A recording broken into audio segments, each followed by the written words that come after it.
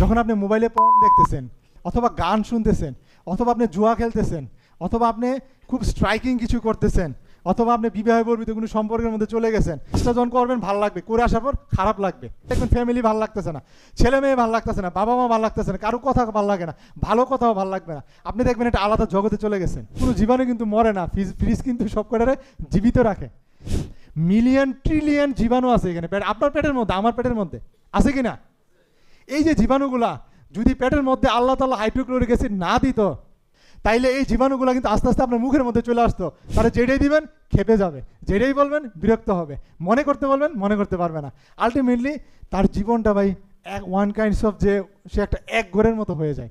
আমরা প্রথমত যে বিষয়টা দেখলাম গবেষণা করে, কিছু আপনাদের নিয়ে গবেষণা আছে অনেকগুলা, এর মধ্যে একটা দেখলাম যে কাজের পরিধি। যারা প্রবাসে থাকেন তারা সর্বনিম্ন কত ঘন্টা কাজ করেন? তো গবেষণা করে দেখা গেছে যে এভারেজে আপনারা 8 থেকে 10 ঘন্টা কাজ করেন। এটা কি ঠিক আছে?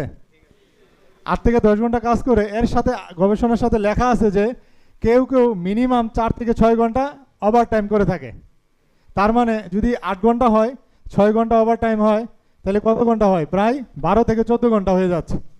কেউ কি আছেন যে 18 ঘন্টার উপরে কাজ করেন? আছেন? 18 ঘন্টার উপরে কাজ করেন আপনারা? তাহলে আপনি কি বুঝতে পারতেছেন আপনার স্বাস্থ্যের ঝুঁকিটা কোন দিকে যাচ্ছে আস্তে আস্তে? আপনি যেই কাজ করেন না কেন, সেই কাজটা কিন্তু আপনার শরীরের সাথে আস্তে আস্তে অ্যাডজাস্ট হওয়া থেকে শুরু করে তার ইম্প্যাক্ট, ফিউচার, এই জিনিসগুলো কিন্তু আপনাকে চিন্তা করতে হবে। এই চিন্তাগুলো করে করে আমাদের সামনের দিকে আগাতে হবে। আমরা প্রথম যেটা বলতে চাই যে কঠোর পরিশ্রম। আপনারা যারা অনেক বেশি পরিশ্রম করবেন, তার সাথে সাথে কিন্তু আপনার খাওয়া এবং ঘুমটার সামঞ্জস্য থাকা লাগবে। এই বিষয়টাকে আপনারা অনুধাবন করেন? করেন? করেন না। মানে কাজ কিন্তু আপনারা প্রতিদিন ঠিকই করতেছেন, এর সাথে পুষ্টিকর খাবার, এর সাথে পর্যাপ্ত পরিমাণ ঘুম, এর সাথে বাথরুম ঠিকভাবে হচ্ছে কিনা, প্রতিদিন খাবারটা ঠিক সময় নিচ্ছেন কিনা, এগুলো কিন্তু আপনি খেয়াল করতেছেন না, ঠিক কিনা? এই বিষয়গুলোর কি কি গুরুত্ব থাকতে পারে আমরা একটু শর্টলি অল্প সময়ের মধ্যে আলোচনা করব। আপনারা দেখা গেছে যারা মিডল ইস্টে থাকেন, কেউ আমেরিকায়, কেউ ইউরোপে থাকেন, আপনাদের এক একজনের পরিবেশটা কিন্তু এক এক রকম। যারা গরমে কাজ করেন, আপনাদের গরমের যে রোগগুলো হয়, এই রোগগুলোর ব্যাপারে আপনাদের বেশি সতর্কতা অবলম্বন করা লাগবে। আর যারা শীত প্রধান দেশে কাজ করেন, আপনাদেরকে শীতের ব্যাপারে একটু গুরুত্ব দিতে হবে। যারা বিশেষ করে যেমন ধরেন সৌদি আরব বা মিডল ইস্টগুলোতে কাজ করেন, আপনারা কি খেয়াল করে দেখছেন যে যারা বাহিরে কাজ করেন এবং যারা ইনডোরে, বাইরে যারা কাজ করেন প্রতিদিন 6 ঘন্টা, 8 ঘন্টা, 10 ঘন্টা, আপনাদের কি পরিমাণ শরীর থেকে ফ্লুইড অর্থাৎ পানি বের হয়, কি পরিমাণ পানি খাওয়া উচিত, এই ব্যাপারগুলো কি আপনারা খেয়াল করছেন? আপনারা প্রতিদিন মিনিমাম 2 থেকে 3 লিটার পানি কিন্তু নর্মালি খেতে হয়, ঠিক কি না? নর্মালি কতটুকু খেতে হবে? 2 থেকে 3 লিটার। আর যে বাইরে কাজ করে, গরমের মধ্যে কাজ করে, তার কিন্তু মিনিমাম 3 থেকে 4 লিটার পানি খাওয়া লাগবে, ঠিক কি না? আপনি একটা বিষয় খেয়াল করবেন, যারা পানি কম পরিমাণ খাচ্ছেন অথবা পানি খাচ্ছেন না, অনেক বেশি ঘামতেছেন, লং রানে গিয়ে কিন্তু আপনার হার্ট অ্যাটাকের ঝুঁকি বাড়তেছে, আপনার কিডনির ফেলিওরের ঝুঁকি বাড়তেছে। এর সাথে সাথে কি হবে জানেন?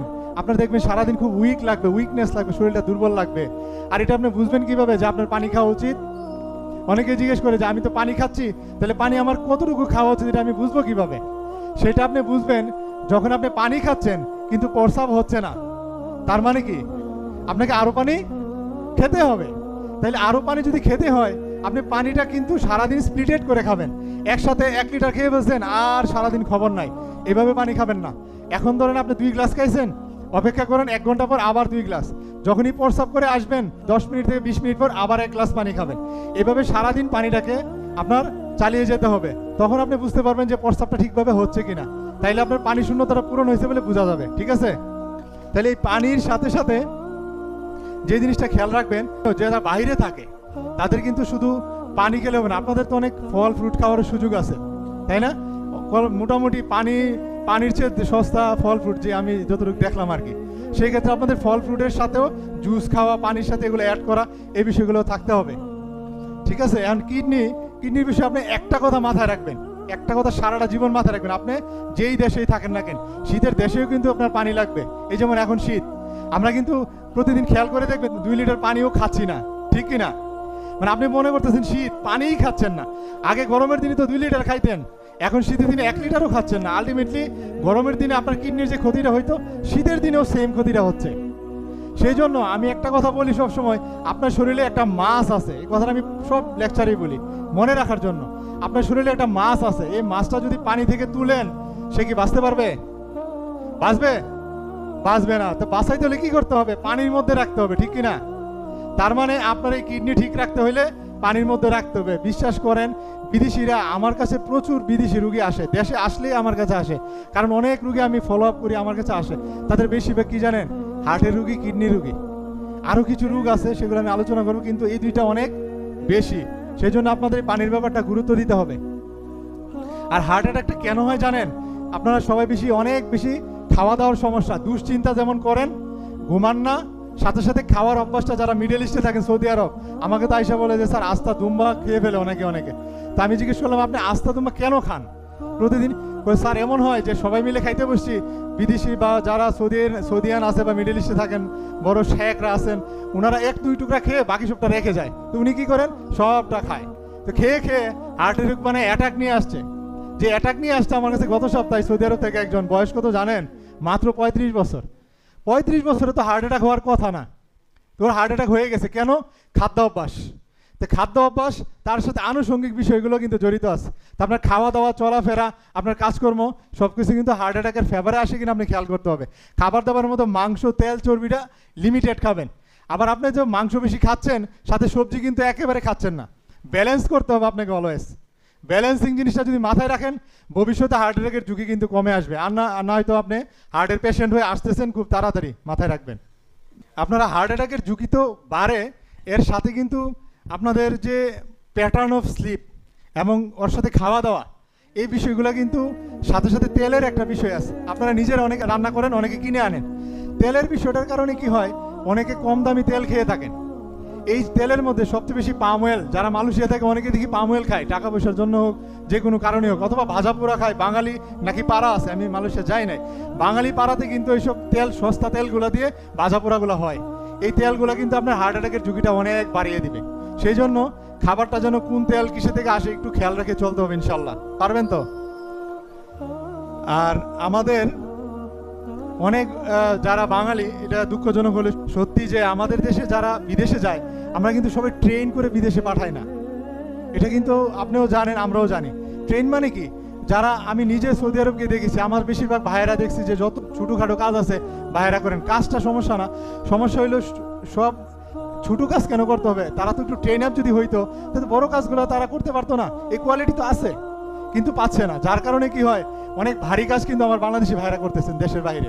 ভারী কাজ করার কারণে, সবসময় বাইরের কাজ করার কারণে, ওজনের কাজ করার কারণে কোমরের ব্যথা, শরীর ব্যথা, এমন কোনো বিদেশি আমি SMS পাই না যে তার শরীর ব্যথা নাই। যেই কোনো কারণে হোক, শরীর ব্যথা, মাথা ব্যথা, এটা লেগেই থাকে। তা আপনারা একটু, আমি অনুরোধ করব, এই শরীর ব্যথার যে বিষয়গুলো আছে আপনাদের একটু খেয়াল করে চলতে হবে। যদি ভারী কাজ করাই লাগে, এই ভারী কাজটা কিভাবে, এখন তো বাইরে তো অনেক মেশিন পাওয়া যায়, কিভাবে ওয়েট লিফটার পাওয়া যায়, অথবা 2 ভাগে ভাগ করা যায়। আপনি একবারে সব কাজ না করে এটাকে ভাগ করে করেন। এক ফিউচারে কিন্তু কোমরের ব্যথা শুরু হইলে অনেকের কোমরের প্রলাপস হয়ে যায়, মানে হাড্ডি দুইটার মধ্যে গ্যাপ, এই গ্যাপটা কিন্তু একেবারে কমে যাচ্ছে ভারী জিনিস মানে তোলার কারণে। এই গ্যাপটা কিন্তু একটা সময় আর অপারেশন ছাড়া কাজ হবে না, আপনার হাত পা কিন্তু অবশ হয়ে যাবে। সেই জন্য একটু খেয়াল করে চলবেন যে কিভাবে আমার স্বাস্থ্য ঝুঁকিটা কমিয়ে আনা যায়। আমি যেটা বলতেছিলাম যে আপনারা ড্রিঙ্কসের ব্যাপার, সবাই খুব, মানে কেউ আমি দেখেছি, আমার কিছু পেশেন্ট, আমি জিজ্ঞেস করি ইচ্ছা করে যে আপনি কি কোনো প্রকার ড্রিঙ্কস খান? বলে যে স্যার খাই। পানি তো খাওয়া হয় না, এটাই বেশি খাওয়া হয়। পানির চেয়ে নাকি এটা সস্তা। তো পানির চেয়ে যদি এটা সস্তা হয়, এটি যদি আপনি বিয়ার, মদ খেয়ে থাকেন, এটার তো হিসাব আছে, আলাদা আলাদা ক্ষতিকর কারণ আছে। লিভার ফেলো, লিভার সিরোসিস, এগুলো তো মদ থেকে বা অ্যালকোহল থেকে হইতে পারে। কিন্তু কুক যে আপনারা খান, একদম এটা তো রুটিন।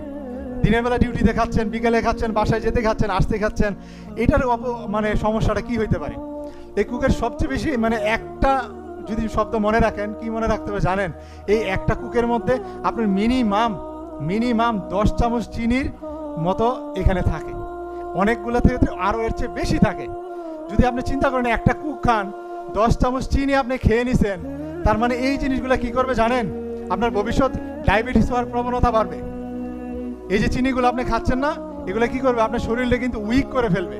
কারণ চিনি যখনই ঢুকবে তখন আপনার শরীরে ইনসুলিন আসবে। আমরা বলি না ডায়াবেটিস রোগীর ইনসুলিন নেন না, ইনসুলিন কি করে ব্লাডের মধ্যে সুগার কমায় না। তা আপনি যখন বেশি সুগার খাচ্ছেন, এই সুগার কি করবে, বেশি বেশি ইনসুলিন রিলিজ করবে। এই ইনসুলিন কি করবে জানেন, আপনার সুগারটাকে আপনার সেলের মধ্যে ঢুকাই দিবে। এই সেলের মধ্যে সুগার ঢুকানোর সাথে সাথে কিছু পটাশিয়াম ঢুকাই দিবে। এই পটাশিয়াম হচ্ছে আপনার শরীরকে কমে যাবে যখন, তখন দুর্বল হয়ে যাবে। দেখবেন আপনি বেশি বেশি চিনি খাইলে শরীরটা দুর্বল লাগবে। সেই জন্য এই দুর্বলতা অথবা অনেক ধরনের সিমটম, ডায়াবেটিস এবং সেন্ট্রাল ওবেসিটি, অনেকের পেট দেখবেন আস্তে আস্তে বড় হচ্ছে। এটা আমাদের বাঙালিদের মোস্ট কমন একটা প্যাটার্ন। কারণ কি, এক হচ্ছে বাত সুগার বেশি, দুই হচ্ছে সুগার জাতীয় খাবারগুলো আমরা বেশি খাই, যার কারণে সব মিলিয়ে আমাদের সেন্ট্রাল ওবেসিটি বলে। সেন্ট্রাল ওবেসিটি মানে পেট বড় হয়ে যাওয়া। যার পেট বড় হবে আপনি ধরে নেবেন আগামী 5 থেকে 10 বছরের মধ্যে আপনি একটা হার্ট অ্যাটাকের ঝুঁকির দিকে আগাচ্ছেন। ঠিক আছে, তাইলে আপনি বুঝে শুনে কুক খেতে কি পারেন? আর যদি এটা কোনো কারণে খেয়েও ফেলেন, এটাকে যত তাড়াতাড়ি পারেন কম্পেনসেট করবেন। সেটা কীভাবে করবেন? পানি বেশি খাবেন, এদিকে আপনি ফ্রুটস এন্ড ভেজিটেবল বেশি খাবেন, ভেজিটেবল করে হলেও খাবেন। ঠিক আছে ইনশাল্লাহ। এই ভেজিটেবল যদি খান কি করবে জানেন? এক নম্বর হচ্ছে আপনার ব্লাড সুগারটা কমাই দিবে, যার ডায়াবেটিস আছে তারও কমাবে, যার নাই তার নর্মালে রাখবে। আর সবচেয়ে বড় যে বেনিফিটটা আমরা চাই সেটা হচ্ছে আপনি ক্যান্সার প্রিভেন্ট করবে। সবজি যত খাবেন ভবিষ্যতে আপনার গাটের পাকস্থলীর ক্যান্সার হওয়ার ঝুঁকি অনেকাংশে কমে যাবে। তো ইনশাল্লাহ খাবো প্রতিদিন ভেজিটেবল, তা আমরা কুক অ্যাভয়েড করব। আর ঘুম নিয়ে যদি আমি বলি, ঘুম নিয়ে দুটো ইনফরমেশন দিব আজকে আপনাকে। একটা হরমোনের কথা বলবো। হরমোনটা হচ্ছে কি জানেন? এটার নাম হচ্ছে কি মেলাটোনিন। নাম কি? মেলাটোনিন। এটা কিন্তু সবার ক্ষেত্রে এই কথাটা সত্য, একজনও বাদ যাবেন না আমার এই কথা থেকে। এই মেলাটোনিন নর্মালি আমরা ঘুমাই কয়টায়? 9টা থেকে 10টা। এবং নবীজি কিন্তু ঠিক 9টা থেকে 10টা ঘুমাইতো, খেয়াল করে দেখবেন। বলে না যে আর্লি নবীজি ঘুমাইতেন। তো 9টা থেকে 10টার সময় যখন আপনি শুয়ে পড়বেন, লাইট নিবাইতে হবে। লাইট নিবে যখন শুয়ে পড়বেন তখন শরীরে মেলাটোনিন ব্রেন থেকে আসে। এই মেলাটোনিন যখন আসে, এই হরমোনটা আপনার ঘুমের জন্য দায়ী। বুঝতে পারছেন? কিসের জন্য দায়ী? ঘুমের জন্য। আপনি যখন ঘুমাবেন, আপনি শুয়ে পড়বেন, মেলাটোনিন ব্রেন থেকে সিক্রেশন হবে, তখন আপনার আস্তে আস্তে ঘুম ভাব হবে, আপনি ঘুমিয়ে পড়বেন। যখন লাইট থাকবে, অতিরিক্ত সাউন্ড থাকবে, লাইট থাকবে, তখন আপনার ব্রেন সিগন্যাল যাবে কি, মেলাটোনিন তখন সিক্রেশন হবে না। এই জন্য দেখবেন অনেকের বলে রাত 2টা-3টা বেজে গেছে, তার আসলে ঘুম আসতেছে না। অনেক বড় লোকরা আমরা ঢাকা শহর দেখি, ওরা অভ্যাসই করে ফেলছে 2টার, 1টা, 3টার আগে ঘুমায় না। ইভেন অ্যান্ড দেন আমরা একটা গবেষণায় দেখছি বেশিরভাগই প্রবাসীরা রাত 2টার আগে ঘুমায় না। কথাটা কি সত্য? বেশিরভাগ। আপনি গুরুত্ব দিয়ে শুনবেন, এই বেশিরভাগ করার কারণে কি হয়, মেলাটোনিন হরমোনটা সিক্রেশন একটা সময় কমে যায়, যেটা নর্মাল সিক্রেশন হয় কটা থেকে? 9টা থেকে 10টা। একটা পিক হয় কটা থেকে? 12টা থেকে 1টা। আর একটা হাইয়েস্ট পিক হয় রাত 2টা থেকে 4টা। আপনি যখন রাত 2টার সময় ঘুমান, তাহলে 9টার সময় কি সিক্রেশন হয়? হয় না। তাইলে দেখবেন আপনি যখন ঘুমাচ্ছেন ঠিকই, রাত্রে ঘুমটা ফ্রেশ হয় নাই।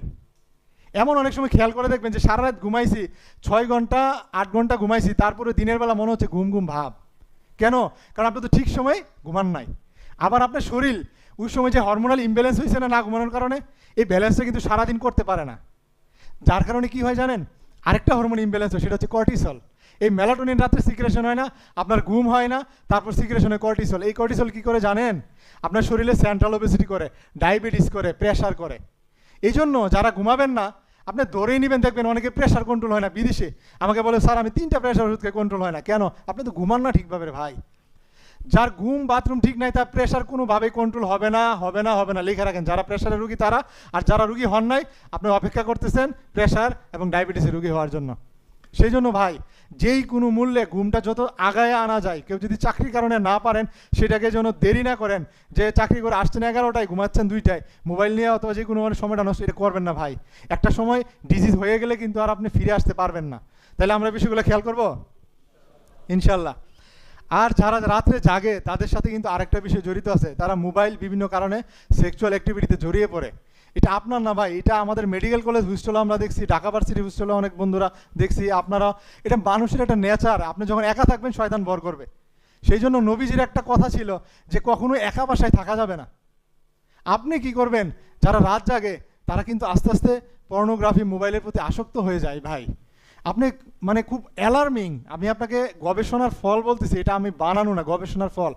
যারা মিডল ইস্টে থাকেন অথবা আমেরিকাতে থাকেন বা অস্ট্রেলিয়াতে এরিয়াটাতে থাকেন, তারা প্রত্যেকে মিনিমাম 6 থেকে 7 ঘন্টা হচ্ছে তাদের মোবাইল আওয়ার। মোবাইল আওয়ার বুঝতেন তো? Screen time. মানে সে 6 থেকে 7 ঘন্টা যদি আপনি স্ক্রিনে থাকেন, 12 ঘন্টা যদি ডিউটি করেন তাহলে 12 আর 6 18 ঘন্টা।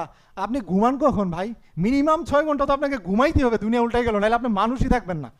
সকালবেলা উঠে দেখবেন কাস্টমারের সাথে খ্যাটখ্যাট করতেছেন, বাসায় ফোন দিলে খ্যাটখ্যাট করতেছেন, কিছু শুনলেই বিরক্ত হয়ে যাচ্ছেন, কারোর সাথে কোলাবোরেশন করতে পারতেছেন না, আপনি কোনোভাবেই একটা নর্মাল লাইফ লিড করতে পারবেন না ভাই, এটা সম্ভব না। যেটা করতেছেন গায়ের জোরে করতেছেন, গায়ের জোর কিন্তু সবসময় ব্যালেন্স করে না। একটা কথা মনে রাখবেন, আল্লাহ তাআলা এই শরীরটা বানাইছে 100% ব্যালেন্সে দিয়ে। আপনার হাতে একটা ফুরা হইলেও আপনার মাথা ব্যথা শুরু হয় না? সিম্পল একটা ফুরা হইলেও দেখবেন শরীর অস্থির লাগে, ভাল লাগে না, যতক্ষণ পর্যন্ত না ফুরাটার সমাধান না হয়। তাইলে আপনার হরমোনাল ইমব্যালেন্স প্রতিদিন অল্প অল্প করে আপনি করে যাচ্ছেন, মোবাইল স্ক্রিন দেখে দেখে, রাত্রে না ঘুমিয়ে, এগুলার ইমব্যালেন্স ইম্প্যাক্টটা যে হবে, সেক্সুয়াল অ্যাক্টিভিটি দেখার কারণে যে ইম্প্যাক্টটা হবে, এগুলা থেকে কিন্তু আপনি বের হইতে পারবেন না রে ভাই। এই জন্য আমাদেরকে এই জিনিসগুলা গুরুত্ব দিতে হবে। এগুলো সবচেয়ে বেশি ইম্প্যাক্টটা কি জানেন? আমি অনেক বিদেশি ভাইদেরকে পাই, তারা আমাদের কাছে আসে, তাদের মেইন সমস্যা কি হয় জানেন? যত বেশি মোবাইল দেখে, তারা বলে যে দেশে আসার পর আপনার ইরেকশন অফ পেনিস হবে না। ইরেকশন মানে আপনার পেনিস দাঁড়াবেই না, এটা সম্ভবই না। আপনি যারা এগুলা কাজ করবেন তারা দাঁড়াবে না। দাঁড়াবে না কেন? কারণ আপনি তো হরমোনাল ইমব্যালেন্সটা করে ফেলছেন। এখান থেকে আপনি যতক্ষণ ফিরে না আসবেন, একটা সুসংবাদ হচ্ছে, আপনি যদি ফিরে আসেন, মোবাইল থেকে বের হয়ে আসতে পারেন, আপনি যদি পর্ন বা এইগুলা থেকে দূরে থাকতে পারেন, আপনি নর্মাল লাইফে ফিরে আসা সম্ভব। এটার সাথে একটা হরমোনাল সম্পর্ক আছে। আমি আপনাদেরকে যেটা বুঝিয়ে দিব সেটা হলো হরমোনাল সম্পর্কটা কীরকম জানেন? যারা মোবাইল দেখে, এটা গবেষণা ফল, এটা এমন না যে আমি বানাই বলতেছি, এটা মেডিকেল অলরেডি প্রুফ। যারা রেগুলার পর্ন দেখে মোবাইলে, তাদের ব্রেনের মধ্যে একটা হরমোন সিক্রেশন হয়, সেটা কি জানেন? ডোপামিন। ধরেন ধরেন আপনি আপনার ফ্যামিলি নিয়ে খুশি থাকেন না, বউ বাচ্চা নিয়ে, বাবা মা নিয়ে, বন্ধু বান্ধব নিয়ে থাকেন না, তখন একটা হরমোন সিক্রেশন হয় খুশি, সেটা কি? ডোপামিন। এই হরমোনটা আপনার নর্মাল ব্যালেন্সিংয়ে কিন্তু সিক্রেশন হয় যখন আপনি ফ্যামিলি বা আদার সুন্দর সময় কাটান। যখন আপনি মোবাইলে পর্ন দেখতেছেন, অথবা গান শুনতেছেন, অথবা আপনি জুয়া খেলতেছেন, অথবা আপনি খুব স্ট্রাইকিং কিছু করতেছেন, অথবা আপনি বিবাহ বর্বিত কোনো সম্পর্কের মধ্যে চলে গেছেন, মানে আপনার মধ্যে একটা আলাদা এনফোর্সমেন্ট কাজ করবে, তখন কি হয় জানেন? অতিরিক্ত পরিমাণ ডোপামিন সিক্রেশন হয়। মানে আল্লাহ তাআলা এমনভাবে বানাইছে দুনিয়াটাকে যে আপনি যখনই লাইনের বাইরে চলে যাবেন, আপনার শরীর লাইনের বাইরেই অ্যাক্টিভিটিস দেখাবে। তাইলে যে ব্যক্তিটা এই কাজগুলো করতেছে, তার কি হয় জানেন? অতিরিক্ত পরিমাণ কি হয়? ডোপামিন সিক্রেশন হয়। তাহলে আমি কি বললাম? ডোপামিন আপনার নর্মাল ব্যালেন্স করতেছে না। তো যখন অতিরিক্ত পরিমাণ ডোপামিন সিক্রেশন হয়ে গেছে, তাইলে কি আপনার ব্রেনের মধ্যে ওই মুহূর্তে ডোপামিন আছে? নাই, কিন্তু অতিরিক্তটা সিক্রেশন হয়ে গেছে না। নাই যখন, তখন আবার দেখুন হতাশা লাগে। দেখবেন আপনি একটা খারাপ কাজ করে আসার পর হতাশা লাগে, লাগবে। আপনি খারাপ হন, মুমিন হন, মুমিন না হন, আপনার লাগবে। এটা এটা আল্লাহ এইভাবে বানাইছে। এই জন্য দেখবেন আপনি গান শুনতেছেন, খুব উৎফুল্ল লাগতেছে, গান বন্ধ করেন, একটু পর হতাশা লাগবে। আপনি কারোর সাথে সেক্স করতে গেছেন অনৈতিকভাবে, কাজটা যখন করবেন ভাল লাগবে, করে আসার পর খারাপ লাগবে। আমি মদ মদ খাইতে গেছেন, আড্ডাবাজি করতে গেছেন, ভাল লাগবে, আসার পর দেখবেন হতাশ লাগতেছে। আপনি সারা রাত মোবাইলে পর্ন দেখতেছেন, খুব ভালো লাগতেছে, তারপর দেখবেন হতাশ লাগতেছে। এটা আল্লাহ তাআলা এইভাবেই বানাইছে ভাই। কেন জানেন? ওই হরমোনটা ইমব্যালেন্স হয়ে গেছে, ওটা যা আছে সব সিক্রেশন হয়ে গেছে। তখন কি হয় জানেন? আপনি আবার আগের অবস্থায় ফিরে যাওয়ার জন্য আপনার মন তখন আপনাকে ট্রিগার করে, এই তোমার তো এখন খারাপ লাগতেছে, আপনার তো খারাপ লাগতে, অস্থির লাগছে, কী করি আবার সেম কাজ করি। তাহলে কি হবে? আবার শরীর চেষ্টা করবে আবার কিছু একটা রাশ দেওয়ার জন্য হরমোনাল, তখন আপনার আবার কিছুটা ভালো লাগবে, আবার তারপর আবার হতাশ লাগবে। এই জন্য দেখবেন একটা সাইকেলে পড়ে গেছে, অনেকে বলে ভাই কোনোভাবেই বের হইতে পারি না। কেন? একবার ভালো লাগতেছে, আবার হতাশায় ভুগতেছেন, আবার আপনাকে বাধ্য করে যাওয়ার জন্য শরীর মানে কি? এটা একটা সাইকেল। এই সাইকেলটা বের হইতে গেলে ভাই আপনাকে ধৈর্য ধরতে হবে। জিনিসগুলা কিছুদিন, অ্যাটলিস্ট 7 দিন 10 দিন নিজেকে প্রিভেন্ট করেন। অনেকে দেখবেন বলে ভাই একবার বের হয়ে আসতে পারলে ভালো লাগে, তারপরে সমস্যা হয় না, আবারও কোনো না কোনো কারণে দেখবেন আপনি জড়াই পড়তেছেন, শয়তান আপনাকে ওয়াসওয়াসা দিয়ে নিয়ে যাচ্ছে। তাইলে আপনি যদি সুস্থ থাকতে চান, তাই এই ধরনের হরমোনাল ইমব্যালেন্স, নিজে একাকিত্বর যে মোবাইল স্ক্রিনে আমরা দেখি, এগুলো বাদ দিতে হবে। পারবেন তো ভাই? নাইলে কিন্তু জীবন আপনি বিপন্ন হয়ে যাবে। আপনি দেখবেন ফ্যামিলি ভালো লাগতেছে না, ছেলে মেয়ে ভালো লাগতেছে না, বাবা মা ভালো লাগতেছে না, কারো কথা ভালো লাগে না, ভালো কথাও ভালো লাগবে না, আপনি দেখবেন এটা আলাদা জগতে চলে গেছেন। সেই জন্য আমরা এগুলা দূরে থাকতে হবে, ঠিক আছে? আর যারা সিগারেট খাইনি আমরা কেউ ভাই, যারা সিগারেট খায়, একটা শুধু জাস্ট ছোটো ইনফরমেশন দিয়ে শেষ করি, যাদের ক্যান্সার হয়েছে, লাং ক্যান্সার, আপনি খোঁজ নেবেন, আপনার জীবদ্দশায় খোঁজ নেবেন, যা একটা আছে সিগারেট খেলে লাং ক্যান্সার হয়। আমাকে এক মুরব্বী বলতেছে, ভাই বয়স তো 80 বছর সিগারেট খেয়ে ফেলছি, আর বাঁচবই কয়টা দিন, থাক সিগারেটটা আর বন্ধ করতে পারবো না। তাই আমি বললাম আচ্ছা ঠিক আছে। ঠিক বিশ্বাস করেন ভাই, তার 3 মাস পরে তার কাশ নিয়ে আসে, কাশ আর ভালো হয় না, 3 মাস 6 মাস গেছে, পরীক্ষা করে দেখছে লাং ক্যান্সার। তো ঠিক আছে, ওনার না হয় 80 বছরে হয়েছে, সবার কি একরকম? এই সিগারেটের সবচেয়ে ক্ষতিকর দিক কোনটা জানেন? লাং ক্যান্সার চেয়ে বেশি আপনার সেক্সুয়াল অ্যাক্টিভিটি কমাই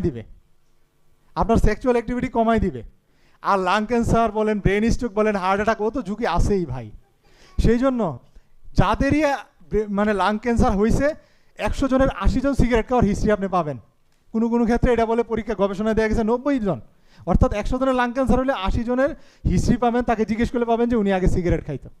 তাইলে আপনি এখন যারা সিগারেট খাচ্ছেন আপনি কিন্তু ধাপে ধাপে লাং ক্যান্সারের দিকে আগাচ্ছেন। সেই জন্য ভাই কোনো প্রকার ধূমপান থেকে আপনারা বিরত থাকবেন। এমনকি আপনি সিগারেট খান না কিন্তু রুমমেট খায়, অনুরোধ করবেন যে ভাই তুমি বাইরে গিয়ে খাও। কারণ আপনি যে খায়া যে ধুমাটা নিচ্ছেন, উনি খাচ্ছে যে ধুমাটা নিচ্ছেন, ঘুরে কিন্তু একই ক্ষতি হচ্ছে। এটা বলে প্যাসিভ স্মোকার, ক্ষতি একই। সেই জন্য এটাও করা যাবে না। এক ভাইরা আছেন বলতেছিল যে ভাই আমরা তো, আমি জিজ্ঞেস করছি এই লেকচার নেওয়ার আগে অনেকের সাথে আমি কথা বলছি, তো বললাম যে ভাই আপনি যে খাবার খান কীভাবে খান? তা আমাকে 2 জন বললো যে ভাই আমি আইসা রান্না করি তারপর খাই। আর 2 জন আমাকে বললো যে আমরা করি কি পুরো সপ্তাহ রান্নাটা একবারে রান্না করে ফ্রিজে ঢুকাই দিই। তো 2টা বিষয় আমি শুনতে পারলাম, আমি জানি না আমি কি ঠিক বলছি কিনা। তো আমি যে ভাই বললো যে ফ্রিজে রাখি 1 সপ্তাহটা একটু একটু করে বের করে খাই, তো আপনি একটা জিনিস মনে রাখবেন, ফ্রিজের যে সবচেয়ে বড় ভয়ঙ্কর জিনিসটা কি জানেন?